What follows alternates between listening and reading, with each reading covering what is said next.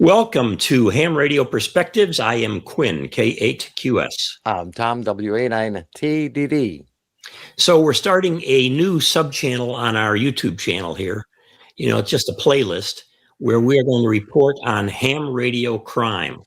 And these are real crime reports that we get that are made public by the American Radio Relay League, the ARRL, with its volunteer monitoring program in conjunction with the FCC. And so these are put out, and we thought it would be interesting once a month or so, we'll inform you what actually is going on and what kind of crimes are out there and what the responses are. So a ham radio crime report, if we had had time, we would have gotten our proper hats on and all, but maybe we'll do that next time. We are the ham radio gumshoes. How do you like that, Tom? Oh, boy. Go for it, Tom. All right. Well, 2 advisory notices were sent to technician operators in Oregon and Arizona regarding FT8 transmissions on 40 and 20 meters. Technicians have no FT8 procedures on those bands. No privileges, yeah. Yeah. So we talk about this in a short that we're posting too, whether or not the techs should have some other HF privileges just for digital on, let's say, 40 and 20 meters, because this is a common report, a common problem that they've had. Advisory notices concerning excessive bandwidth were sent to operators in South Carolina, transmissions up to 7 kilohertz wide. That's pretty good. That's wide. And Florida with transmissions of 10 kilohertz wide. Now, that takes a little bit of effort, Tom. That's a lot of splatter, or these guys were on FM mode. They had the wrong mode. Okay. Not to be outdone, an advisory notice concerning excessive bandwidth was sent to a ham in North Carolina for transmissions up to 23 kilohertz wide. This guy's got a real splatter problem. That is unbelievable. Yeah, even the worst transceivers that we looked at in our worst HF rigs could not put one out that wide. I mean, that is really something. That is a little bit excessive, I would say.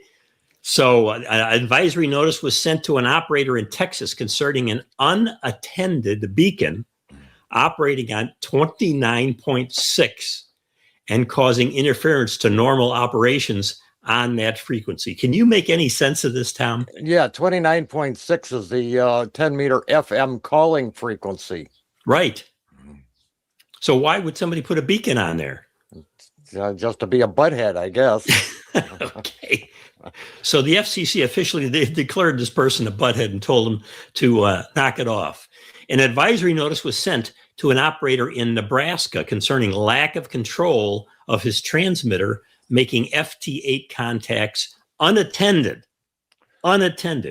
Now, this goes back to something you and I have talked about in some previous videos, where you could set up FT8 so that it would just all day while you're at work, it would be doing contacts automatically. And you come home and you say, gee, wonder what I worked today. You could set it up on a robot mode, so it just keeps going continually.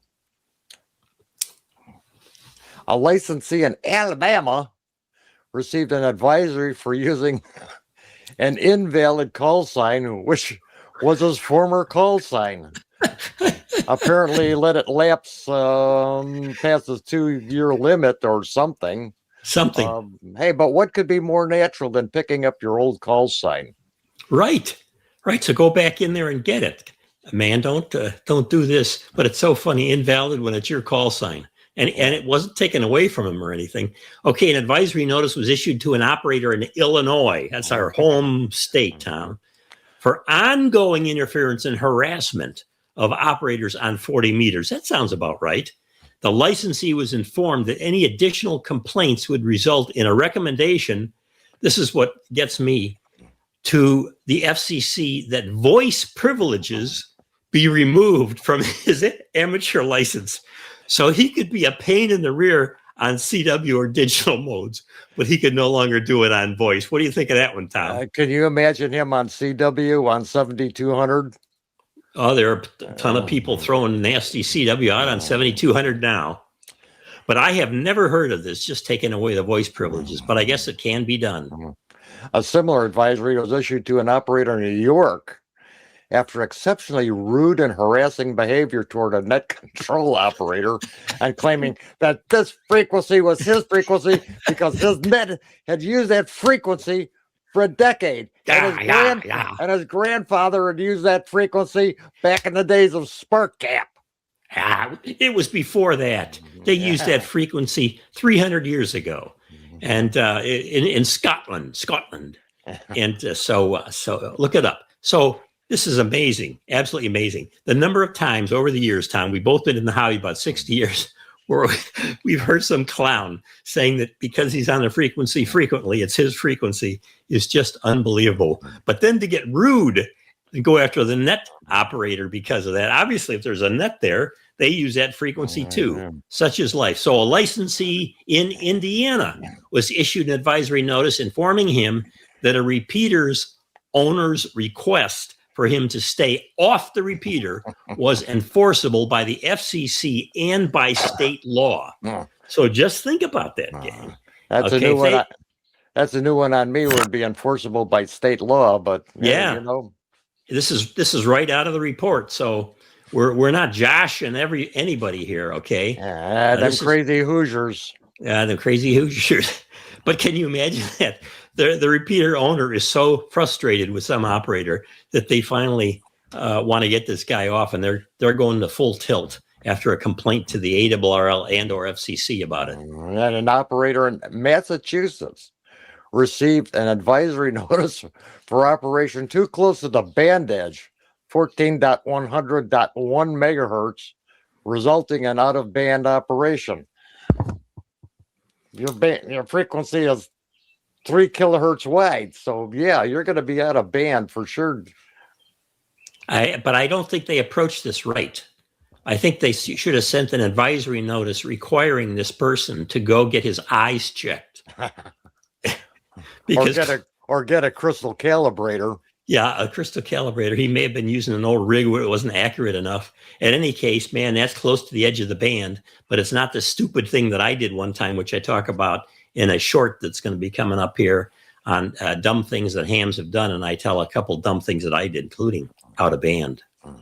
So that's it, gang. We have told you right here, real advisory notices from the FCC and the ARRL Volunteer Monitoring report. So you know what's going on, and you are not going to fall into these problems, because if you do, they may hire us as the gumshoes to go out and track you down.